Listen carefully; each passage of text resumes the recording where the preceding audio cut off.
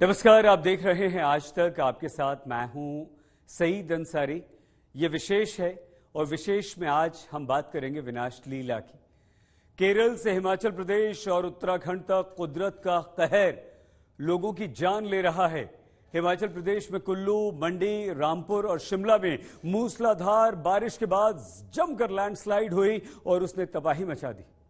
अब अलग अलग इलाकों में हुए भूस्खलन में 9 लोगों की जान जा चुकी है। 50 से अधिक लोग लापता बताए जा रहे हैं। सोनप्रयाग में भी लैंडस्लाइड की ऐसी खतरनाक तस्वीर सामने आई जिसे देखकर रूह कांप जाएगी। रेस्क्यू ऑपरेशन चल रहा है, लोगों को हेलीकॉप्टर से बचाया जा रहा है। सेना लोगों को बचाने के काम में जुटी हुई है, उन्हें एयरलिफ्ट किया जा रहा है।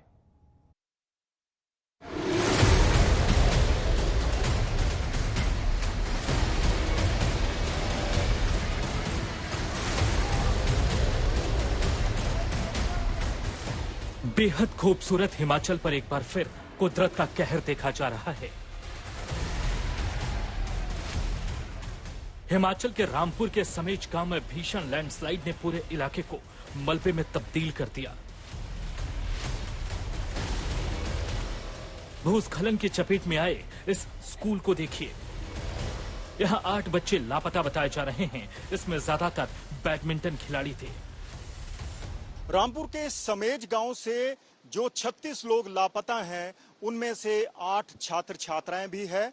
हम लोग समेज गांव के उस स्कूल परिसर में मौजूद हैं, जहां आप देख सकते हैं एक ट्रॉफी हमें अभी भी नजर आ रही है। ये ट्रॉफी उन छात्रों की है जो इस हादसे में अब तक लापता हैं। 8 छात्रों में 7 छात्राएं और 1 छात्र है। इनमें से 2 छात्र जमा 2 के थे, 4 मैट्रिक के और 1 6th स्टैंडर्ड और 1 9th स्टैंडर्ड का था। तो ये छात्र भी लापता लोगों में शामिल है। ये खिलाड़ी थे और इसमें से कई छात्र राज्य स्तरीय खिलाड़ी थे। हिमाचल में कई जगह कुदरत ने तबाही मचाई है। शिमला, मंडी और कुल्लू तीनों जगहों पर बादल फटने से 7 लोगों की मौत हो गई। हादसे में 50 लोग लापता हैं। बादल फटने के बाद लैंडस्लाइड की वजह से कई सड़कें बंद हैं। देखिए रेस्क्यू टीम कैसे सैलाब और मलबे में फंसे लोगों का रेस्क्यू कर रही है। बादल फटने के बाद लगभग 12 घंटे तक समेज गांव में मौसम शुष्क रहा, लेकिन आज एक बार फिर से बारिश यहां पर शुरू हो गई है और बारिश का सीधा सा असर यहां पर चलाए जा रहे राहत कार्यों पर पड़ता दिखाई दे रहा है। देखिए बाईं ओर से आप देखिए, इस वक्त एनडीआरएफ, एसडीआरएफ, पुलिस, मिलिट्री और कई तरह की जो राहत टीमें हैं, इस वक्त 1000 के करीब जो पर्सनल है यहाँ पर डिप्लॉयड है। ये रामपुर का समेज गांव है, जहां बुधवार और वीरवार की रात को बादल फटा। बादल फटने के बाद पानी का इतना ज्यादा सैलाब आया कि एक छोटी सी नदी ने दरिया का रूप ले लिया। हिमाचल के मुख्यमंत्री सुखविंदर सिंह सुक्खू ने समेज गांव में रेस्क्यू ऑपरेशन का जायजा लिया। उन्होंने हिमाचल में बार बार बादल फटने की घटनाओं के अध्ययन की मांग भी की। 1 तारीख की सुबह 4:40 के करीब एक ही रेंज है ये, जिसमें 5 क्लाउड बस्ट हुए। सबसे भयंकर क्लाउड बस्ट ये जो नाला है इसमें हुआ। ऐसा क्लाउड बस्ट हमने पहले कभी नहीं देखा। और मेरा ये प्रयास रहेगा केंद्र सरकार से भी और राज्य सरकार भी कि हमें इसका पूरा अध्ययन करना चाहिए कि ये क्लाउड बस्ट इतने ज़्यादा क्यों पहाड़ी क्षेत्रों में बढ़े हैं। हम इस दिशा में केंद्र सरकार से, गृह मंत्री जी से, साइंस एंड टेक्नोलॉजी मिनिस्टर सबसे बात करेंगे। कुल्लू में बादल फटने के बाद ब्यास नदी का जलस्तर लगातार बढ़ रहा है। देखिए कैसे खेतों में पानी भरने से फसल बर्बाद हो रही है। बादल फटने से आई तबाही में ना जाने कितने घर खंडहर में तब्दील हो गए।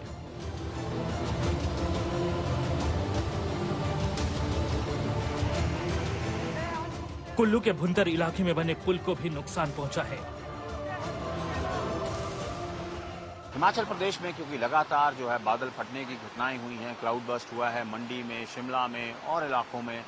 हम इस वक्त भूंतर में हैं और आप देख सकते हैं कि ब्यास किस तरह उफान पर है और यहाँ पे भी ब्यास ने काफ़ी नुकसान किया है।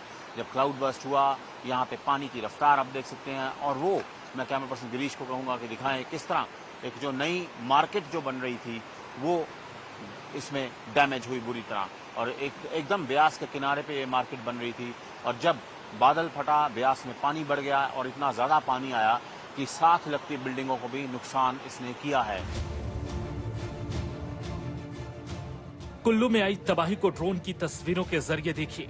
पार्वती नदी के पास साग सब्जी गांव में लैंडस्लाइड से बर्बादी के निशान साफ देखे जा सकते हैं। कुल्लू में लैंडस्लाइड के बाद मलाना रोड का हाल देखिए, हर तरफ बर्बादी का मंजर दिख रहा है।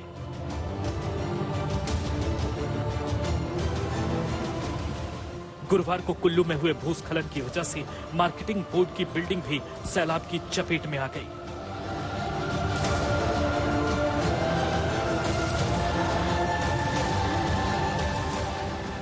शिमला में भी लैंडस्लाइड की वजह से कई लोगों की मौत हो चुकी है, वहीं कई कार मलबे में दबी नजर आई। जो देखने से जो नुकसान हुआ है उसका हालात देखते तो ऐसा लगता है कि ये बहुत ही भयंकर जो है दृश्य था, और लोग बहुत सारे 33 लोगों ने अपनी जानें गंवाई हैं यहाँ पर। हिमाचल के मंडी में बादल फटने की वजह से राजबन इलाके में पूरी सड़क बह गई। इस समय राजबन पहुंचने के लिए करीब 6 किलोमीटर का खतरनाक पैदल रास्ता ही बचा है। राजबन में बादल फटने से 8 लोग लापता हैं, जिसमें 3 लोगों के शव निकाले जा चुके हैं।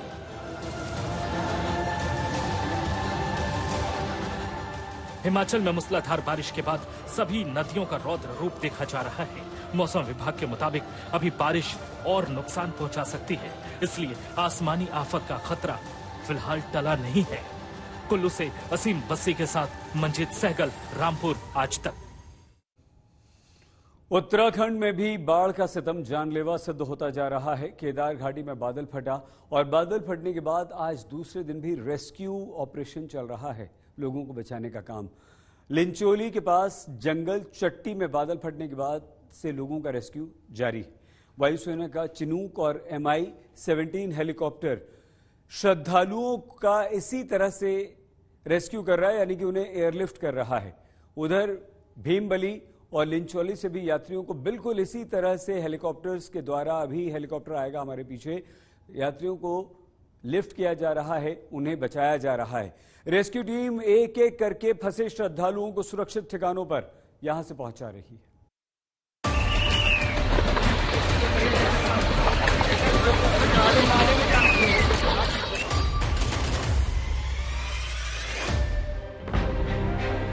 केदार घाटी में बादल फटने के बाद दूसरे दिन भी रेस्क्यू ऑपरेशन जारी है। लिंचोली के पास जंगल चट्टी में बादल फटने से भीषण तबाही हुई है। लैंडस्लाइड से रामबाड़ा, भीमबली, लिंचोली का रास्ता पूरी तरह से बंद है। रास्ते में फंसे यात्रियों को एयरलिफ्ट किया जा रहा है। वायुसेना का चिनूक और MI-17 हेलीकॉप्टर श्रद्धालुओं का रेस्क्यू कर रहे हैं। इस समय हम गोचर हवाई पट्टी में मौजूद हैं। आप देख सकते हैं कि जो वायुसेना का चिनूक हेलीकॉप्टर है वो पूरी तरीके से केदारनाथ जाने के लिए तैयार है। जो कमांडर हैं, कैप्टन हैं, वो भी हेलीकॉप्टर ही मौजूद हैं, लेकिन मौसम साथ नहीं दे रहा है, इसलिए हेलीकॉप्टर सुबह से ही यहाँ मौजूद है। चिनूक के अलावा जो वायुसेना का MI-17 हेलीकॉप्टर है वो भी गोचर में मौजूद है। सुबह के समय मौसम साफ होने पर MI-17 ने केदारनाथ के लिए एक उड़ान भरी थी और 15 यात्रियों का रेस्क्यू करके MI-17 यहाँ लाया था।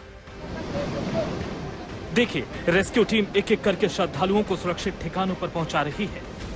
बादल फटने के बाद सैकड़ों श्रद्धालु फंस गए थे, अब इन्हें धीरे धीरे सुरक्षित ठिकानों पर पहुंचाया जा रहा है।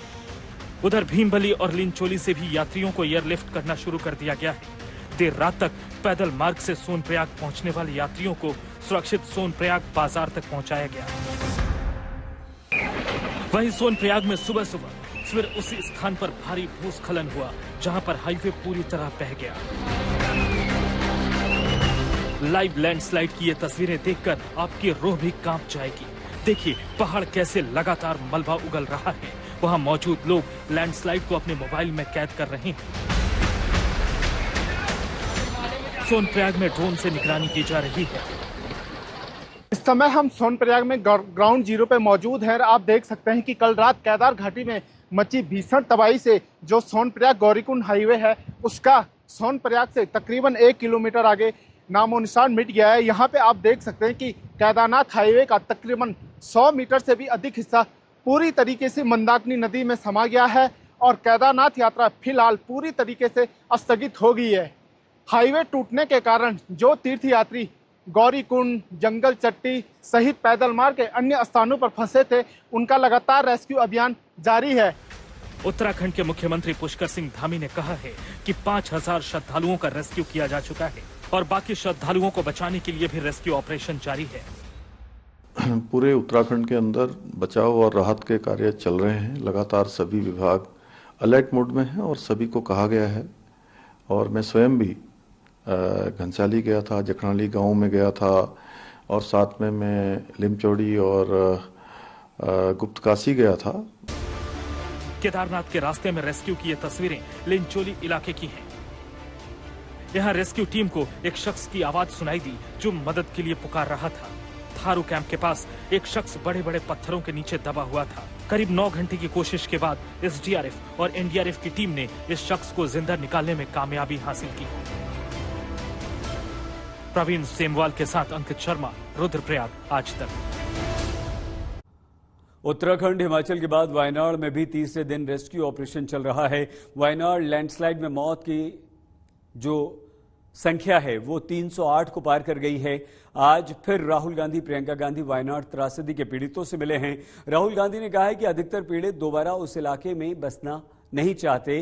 राहुल ने यह भी कहा कि कांग्रेस प्रभावित इलाकों में 100 घर बनाएगी जहां आपदा के पीड़ित लोगों को दोबारा बसाया जाएगा।